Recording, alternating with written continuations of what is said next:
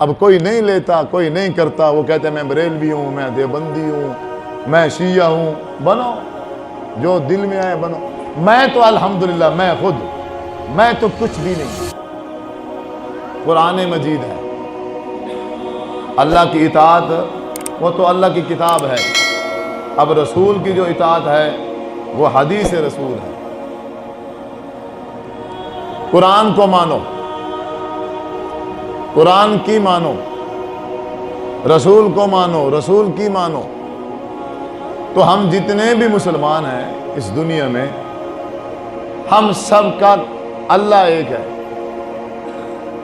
ہم سب کی کتاب ایک ہی کتاب ہے، ہم سب کا رسول ایک رسول ہے، اور ہم سب کی جو احادیث کی کتابیں ہیں وہ بھی ایک ہیں۔ یہ بیچ میں کسی نے آ کے نا جھوٹ بول دیا ہے کہ اہل سنت والجماعت والوں کی جو حدیث کی کتابیں ہیں ان کی اپنی ہیں، اہل حدیث والوں کی اپنی ہیں، اہل دیوبند والوں کی اپنی ہیں۔ یہ کسی نے جھوٹ بولا، ایسا ہرگز نہیں ہے۔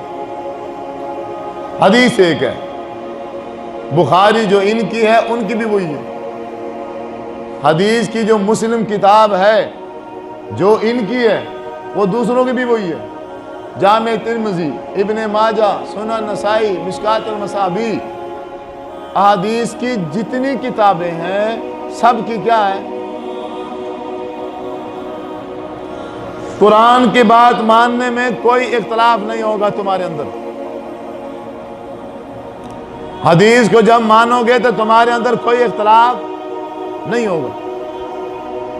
جب آئے گا وَأُولِي الْأَمْرِ مِنْكُمْ، تم اپنے حاکموں کی بات مانو، تم اپنے عالموں کی بات مانو، پھر باتیں ہو جائیں گی مختلف۔ سعودیہ والوں کا حاکم اور ہے، پاکستان والوں کا حاکم اور ہے، مصر والوں کا حاکم اور ہے، اسی طرح جو ہمارا ملیشیا اسلامی ملک ہے ان کا حاکم کیا ہے؟ اور ہے، دبئی کا حاکم اور ہے۔ اب یہاں حاکم جن کی ہم نے بات ماننی ہے، جن کی ہم نے اطاعت کرنی ہے، وہ حاکم کیا ہو رکھے گئے؟ مختلف۔ اب اس میں دوسرے نمبر پر جو آتے ہیں علماء، بے اولی الامر کے دو معنی کیے، یا حاکم کی اطاعت کرو یا پھر اپنے عالم کی اطاعت کرو۔ اب جب ہم عالم کی اطاعت کرتے ہیں تو عالم مختلف ہیں، مسلمانوں میں ہی اہل حدیثوں کا عالم اور ہے، اہل سنت والجماعت والوں کا عالم اور ہے، اہل دیوبند کا عالم اور ہے، اہل تشیع کا عالم اور ہے۔ اب کیا ہوگا؟ جب حاکم مختلف ہوں گے تو سوچیں مختلف ہو جائیں گی، مزاج مختلف ہو جائیں گے، پسند ناپسند کیا ہو جائے گی؟ مختلف ہو جائے گی۔ جب عالم مختلف ہو جائیں گے تو ان کی وہ باتیں بھی کیا ہو جائیں گی؟ مختلف ہو جائیں گی۔ اس لیے اللہ تبارک و تعالیٰ نے ہم مسلمانوں کے لیے ایک بہترین اصول وضع کیا ہے، بہترین، جو سب کے لیے برابر ہے۔ میں ہوں، آپ ہیں، یا کوئی اور اس کائنات میں رہنے والا مسلمان ہے، اللہ نے ایک ایسا اصول بنا دیا ہے کہ جب تم علماء کی بات مانو، حکمرانوں کی اطاعت کرو، تو پھر خطجہ کس چیز کا ہے کہ فَإِن تَنَازَعْتُمْ فِي شَيْءٍ، پھر تمہارا اختلاف ہو جائے گا، پھر تمہارا آپس میں کیا ہو جائے گا؟ اختلاف۔ اب اس اختلاف کو ختم کیسے کرنا ہے؟ اللہ فرماتے ہیں فَرُدُّوهُ إِلَى اللَّهِ وَالرَّسُولِ، پھر تم آپ نے اس جھگڑے کو، آپ نے اس اختلاف کو اللہ مطلب قرآن مجید اور رسول مطلب حدیث رسول، اللہ اور رسول صلی اللہ علیہ وسلم کی طرف لے آؤ، تمہارا سارا کا سارا اختلاف اور جھگڑا ختم ہو۔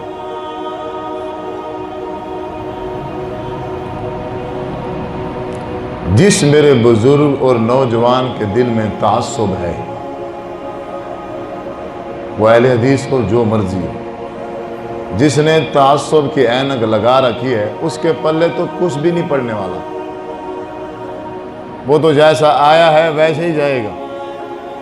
اگر آپ تعصب کی اینک اتار دیں، بالکل اپنے آپ کو صرف یہ اب 20 منٹ رہ گئے، 20 منٹ کے لیے فری کر دیں، تو مجھے اپنے رب پر اتنی امید ہے کہ انشاءاللہ جو میں بات سمجھانا چاہتا ہوں آپ سمجھ جائیں۔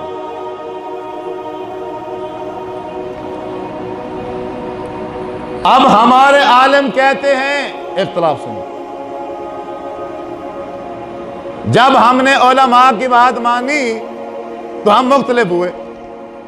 مثال کے طور پہ ایک ہی چیز ہے، اس ایک چیز کے کئی فتوے، کہ جب آپ نماز پڑھو تو ایک عالم کہتا ہے پاؤں کے ساتھ پاؤں، کندھے کے ساتھ کندھا ملاؤ، بیچ میں خالی جگہ مت چھوڑو۔ بھئی وجہ بس شیطان آ کے کھڑا ہو جائے گا، پھر وہ تمہارے ذہنوں میں وسوسے ڈالے گا اور تمہاری ساری کی ساری نماز کیا کر دے گا؟ خراب کر دے گا۔ اب ہم کندھے سے کندھا، پاؤں سے پاؤں ملانے والے ہی تھے کہ دوسرے ہمارے مسلمان بھائی نے، ہمارے رشتہ دار نے ہم سے کہا او پاگل ہو گئے ہو؟ یوں نہیں ہے۔ ہمارے عالم صاحب کہتے ہیں کہ جب آپ نماز پڑھو تو ایک نمازی کا دوسرے نمازی کے درمیان تقریباً 4 انگلیوں کا فرق ہونا چاہیے، 4 انگلیوں کا فاصلہ ہونا چاہیے، ایک دوسرے سے دور دور کھڑے ہونا ہے، بیچ میں فاصلہ ہو۔ بھئی وجہ وہ کہتے ہیں کیونکہ اللہ کا فرشتہ وہاں کھڑا ہوتا ہے۔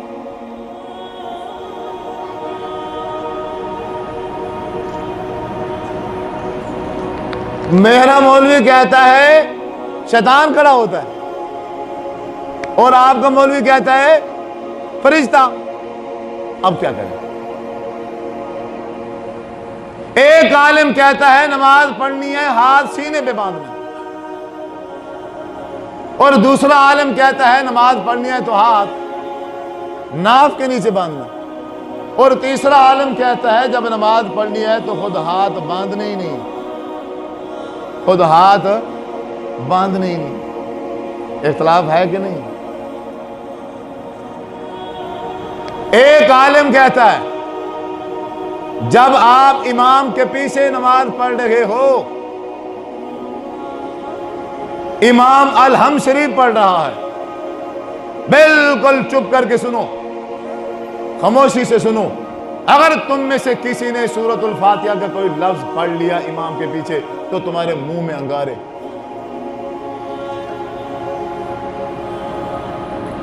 اور دوسرا کہتا ہے اگر امام کے پیچھے کھڑے ہو کہ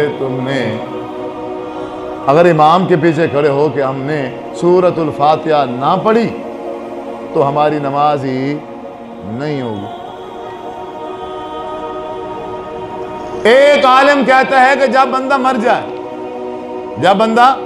جائے اس کا تیجا کرو، چالیسواں کرو، اس کا جو ہے نا وہ برسی کرو، اس کی جمعراتیں کرو۔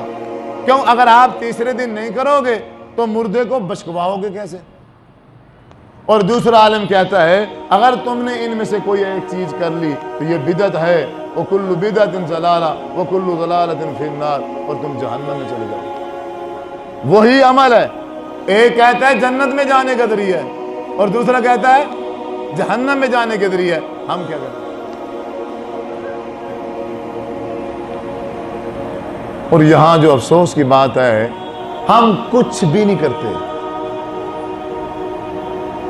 آپ کیا سمجھ رہے ہو؟ اب میں تقریر کر رہا ہوں، آپ کو سمجھانے کی کوشش کر رہا ہوں تو آپ ابھی سمجھ جاؤ گے؟ جس کا ذہن جہاں پختہ ہو گیا ہے، جو جہاں کھڑا ہے وہ وہاں سے ہٹنے والا نہیں ہے۔ مرنا قبول کرے گا، وہاں سے ہٹے گا الا ماشاء اللہ، اللہ تبارک و تعالیٰ جسے ہدایت دے دے۔ اب اس طرح کا اختلاف جب ہم حکمرانوں کی بات مانتے ہیں تو ایک حکمران کچھ کہتا ہے، دوسرا حکمران کچھ کہتا. اب حکمران ہمارے ملک کے ہمارے سامنے ہے کہ نہیں؟ کسی کا کوئی جوڑ آپس میں ملتا ہے؟ ہم کس کی مانیں؟ کیا جس طرح عالم ہمیں کہتا ہے ہم چپ کر کے اس کی مان لیں؟ کیا جس طرح حاکم ہمیں کہتا ہے ہم اس حاکم کی اطاعت کر دیں؟ دیکھیں نا کہ یہ جو حاکم ہے ہمیں جو حکم دے رہا ہے، یہ جو عالم ہے ہمیں حکم دے رہا ہے، اس کا اللہ اور اس کے رسول صلی اللہ علیہ وسلم کے ساتھ بھی کوئی تعلق ہے؟ اس کی بات اللہ اور اس کے رسول سے ملتی ہے یا نہیں ملتی؟ ملتی ہے تو بندہ لے لے، اگر نہیں ملتی تو بندہ پھر رک جائے، پھر اس حاکم کی، پھر اس عالم کی اطاعت کرنے کی ضرورت نہیں. اختلاف کا ہو جانا یہ کوئی بڑی بات نہیں ہے. مسلمانوں میں شروع سے اختلافات آ رہے ہیں، صحابہ کرام کے دور سے آ رہے ہیں، صحابہ کرام کے دور سے اختلاف آ رہے ہیں. اختلاف کا ہو جانا کوئی مشکل بات نہیں ہے، کوئی بڑی بات نہیں ہے. ہاں، اس اختلاف کے بعد اگر اس اختلاف کو قرآن اور حدیث پر ختم کیا جائے، قرآن اور حدیث پر اصلاح کر لی جائے، تو پھر وہ اختلاف نہیں ہے، پھر وہ رحمت ہے. آپ صلی اللہ علیہ وسلم کے اس دنیا سے رخصت ہوتے ہی فوراً اختلاف ہو گیا. اب صحابہ کی ایک جماعت کہتی ہے کہ حضور کی قبر مبارک مکے میں بنائی جائے. کیوں؟ آپ کا آباء و اجداد مکہ میں ہے. اب صحابہ کا ایک گروہ، ایک جماعت کہتی ہے حضور کی قبر مبارک مدینے میں بنائی جائے. ٹھیک ہے، آپ نے کیونکہ مکہ سے اب ہجرت کر کے مدینہ آپ آ گئے، تو اب دوبارہ آپ کو مکے لے جانا کی ضرورت ہے، مدینے میں قبر ہونی چاہیے. چلیں جی ٹھیک ہے. اب ایک تیسرا گروہ کہتا ہے کہ نہیں، قبر مبارک نہ مکے میں نہ مدینے میں، قبر بنے گی حضور کی تو وہ کہاں بنے گی؟ بیت المقدس میں، فلسطین میں بنے گی. کیوں؟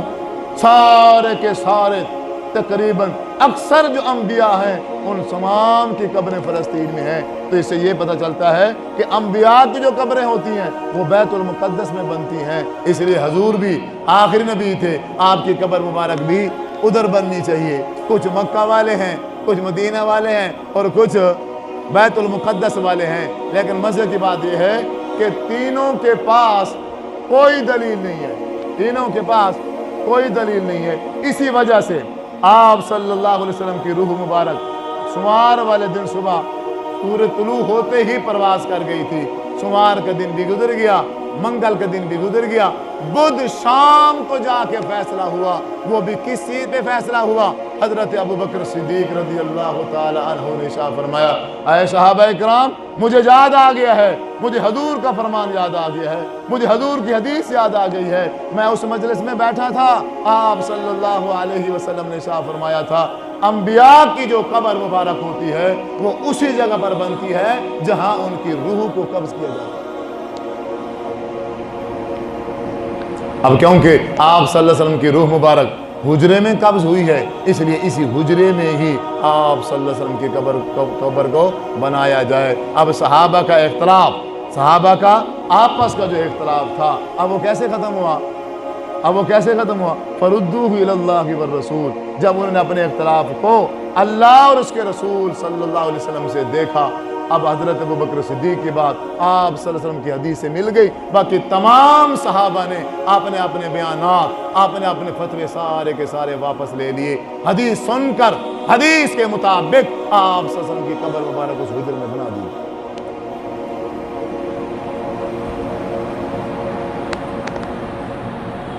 ہمیں چیک کرنا ہے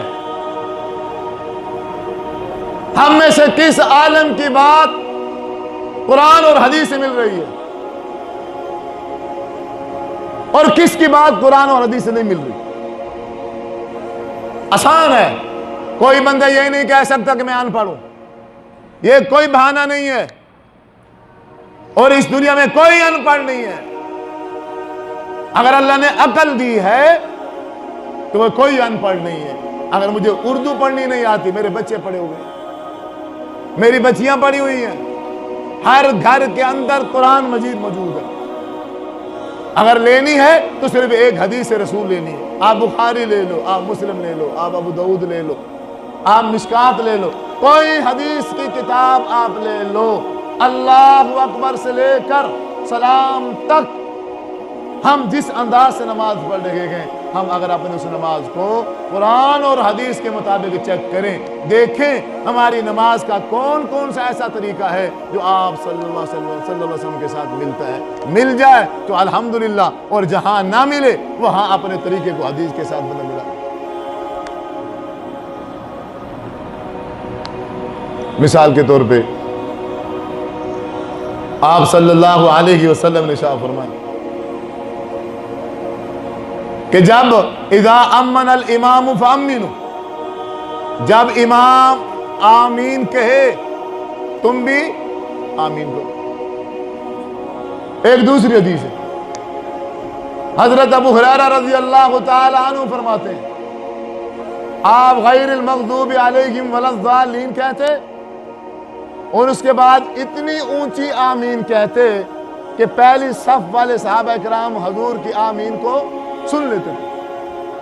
پھر اس کے بعد صحابہ کرام بلند آواز سے آمین کہتے اور مسجد گونج اٹھتی. آپ صلی اللہ علیہ وسلم نے فرمایا تیسری حدیث اذا امن الامام فامنوا فإنه من وافق تامینہ تامین الملائکۃ غفر له ما تقدم من ذنبہ. جس بندے کی آمین فرشتوں کی آمین سے مل گئی، سمجھو اس کے پچھلے سارے کے سارے گناہ معاف کر دیے.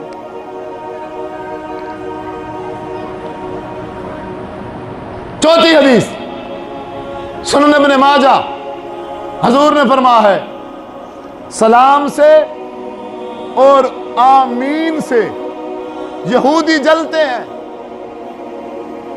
اے صحابہ کرام، آمین اونچی کہنے سے اور تمہارا ایک دوسرے کو سلام کرنے سے یہودی جلتے.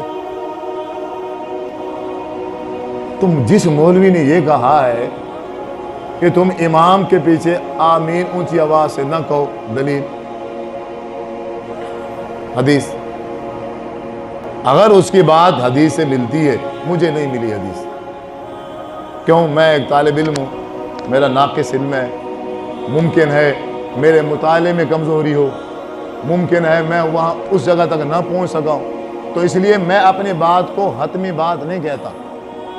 میں اپنی بات کو حتمی بات نہیں کہتا، آپ پر بات چھوڑے جا رہا. مجھے جتنا علم ہے وہ میں بتاتا ہوں آپ کو.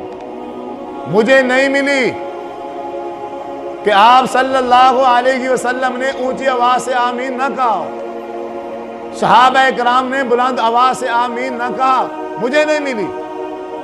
بلکہ مجھے جو ملا ہے حضرت امام ابو حنیفہ رحمہ اللہ تعالیٰ کے استاد حضرت عطا بن ابی رباح رحمہ اللہ تعالیٰ، وہ کہتے ہیں میں مدینے میں آیا، میں نے آ کے مسجد میں نماز پڑھی، میں نے 200 صحابہ کو میں نے سنا وہ بلند آواز سے آمین کہہ رہے. 200 صحابہ بلند آواز سے کیا کہہ رہے؟ آمین. لیکن ہمارے مسلمان آمین سے چڑھتے ہیں. اگر آپ اونچی آواز سے آمین کہہ دو، ان کے چہرے کا رنگ تبدیل ہو جاتا. یہ کون تھا؟ یہ کون سا جاہل ہے؟ یہ کون سا پاگل آگے مسجد کے اندر؟ لو، جو حضور کے حکم کے مطابق عمل کر رہا ہے وہ جاہل ہے، وہ پاگل ہے، اور جو اللہ کے رسول کی بات کو چھوڑ کے پتہ نہیں کس کی مان رہا ہے وہ پکا صحیح عالم ہے. آپ اپنے آپ کو نیوٹرل کر کے قرآن اور حدیث کی طرح اس اختلاف کو چیک کریں. ایک عالم کہتا ہے ہاتھ سینے پہ باندھا، دوسرا ناف کے نیچے، تیسرا باندھنے ہی نہیں دیتا. اب ہم نے کیا کرنا ہے؟ ہم نے ان تینوں طریقوں کو فردوہ الی اللہ والرسول، اب حدیث سے چیک کرنا. آپ صلی اللہ علیہ وسلم کا نماز پڑھنے کا جو طریقہ ہے وہ ہم کو حدیث کی کتاب میں کتاب الصلاۃ سے ملے گا. جب ہم کتاب الصلاۃ نکالتے ہیں تو ہمیں ایک حدیث ملتی ہے. حضرت وائل بن حجر رضی اللہ تعالی عنہ فرماتے ہیں 9 ہجری میں مسلمان ہو رہے گئے. آپ صلی اللہ علیہ وسلم کے اس دنیا سے رخصت ہونے سے چند مہینے پہلے مسلمان ہو رہے ہیں. کہتے ہیں میں حضور کے پاس آیا, میں نے آ کے آپ صلی اللہ علیہ وسلم کے پیچھے کھڑے ہو کے نماز پڑھی. آپ نے اللہ اکبر کہا, تکبیر تحریمہ کہنے کے بعد آپ نے اپنا دایاں ہاتھ بائیں کے اوپر رکھا اور دونوں ہاتھوں کو اپنے سینے پر رکھ دیا. دونوں ہاتھوں کو اپنے سینے پہ رکھا. حدیث حضرت وائل بن حجر رضی اللہ تعالیٰ عنہ کہہ رہے. اب اس کا مطلب ہے جو لوگ نماز میں ہاتھ سینے پہ رکھتے ہیں ان کی یہ سینے پر رکھنے والے ہاتھ جو ہیں یہ کس سے ثابت ہو گئے؟ وَرُدُّهُ إِلَى اللَّهِ وَالرَّسُولِ, اللہ کے رسول سے بات مل گئی ہے. اب کوئی نہیں لیتا, کوئی نہیں کرتا, وہ کہتے ہیں میں بریلوی ہوں, میں دیوبندی ہوں, میں شیعہ ہوں. بنو, جو دل میں آئے بنو. میں تو الحمدللہ میں تو کچھ بھی نہیں ہوں. نہ میں اہل حدیث ہوں, نہ میں اہل دیوبند ہوں, نہ میں اہل سنت والجماعت سے میرا کوئی تعلق ہے, نہ اہل تشیع سے میرا کوئی تعلق ہے. میں الحمدللہ ایک ادنا سا مسلمان ہوں, قرآن اور حدیث کو مانتا ہوں. قرآن اور حدیث, جو بات قرآن میں آ جائے اور جو بات حضور صلی اللہ علیہ وسلم کے فرمان میں آ جائے بس ہم وہاں پھر کوشش کرتے ہیں اس پر عمل کرنے کی, اس کے انکار کرنے کی اس گناہگار کے اندر جرأت نہیں.